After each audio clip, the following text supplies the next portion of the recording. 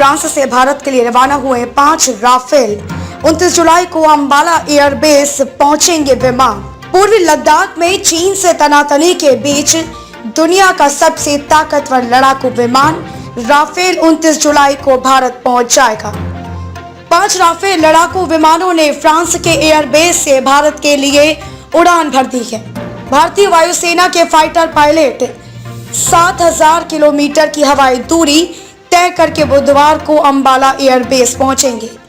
Rafale से भारतीय वायुसेना की मौजूदा ताकत में जबरदस्त इजाफा होगा, क्योंकि 5वीं जनरेशन के इस लड़ाकू जेट की मारक क्षमता जैसा लड़ाकू विमान चीन और पाकिस्तान के पास नहीं है।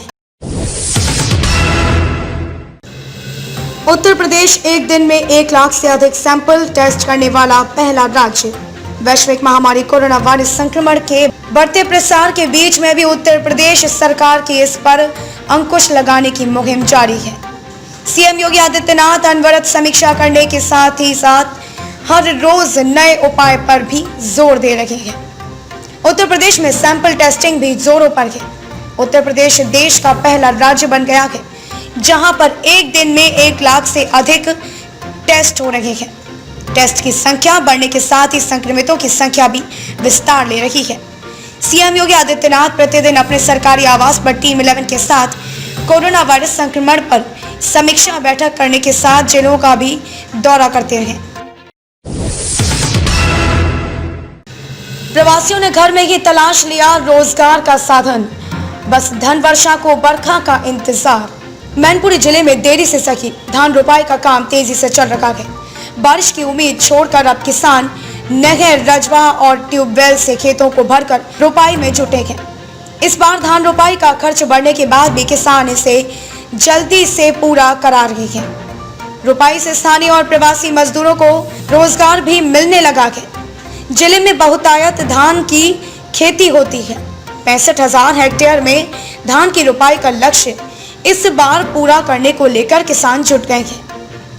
सुबह से ही धान नर्सरी से बंडल बनाकर पानी भरे खेतों में रखे जाने का काम शुरू हो जाता है। धान रोपाई का काम भी किसी कला से कम नहीं है।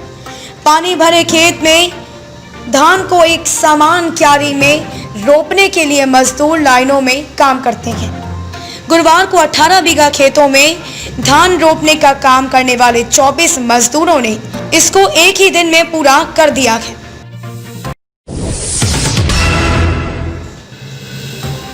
छत्तीसगढ़ के इस इलाके में अचानक फटी जमीन, दहशत में लोग। कोरबा जिले के सिंघाली इलाके में एक खाली मैदान में आज अचानक जमीन फट पड़ी और वहां कुएं के आकार का एक गहरा गड्ढा हो गया। इस घटना की वजह से आसपास के लोगों में दहशत का माहौल है। बता दें कि कोरबा छत्तीसगढ़ का सबसे बड़ा कोल प्रक्षेत्र है और यहां बड़ी संख्या में कोयले की भूमिगत खदानें स्थित हैं। बताया जा रहा है कि जिस जगह पर यह घटना घटी वहां नीचे कोयला खदान स्थित थी, जहां से कोयला निकाला जा चुका है। इसके बाद यह जमीन खोखली हो गई थी। सोमवार की सुबह ग्रामीणों ने देखा कि करीब 20 फीट के दायरे में कुएं की शक्ल में एक बड़ा गड्ढा हो गया है। इस घटना के बाद से आसपास के लोगों में दहशत का माहौल है।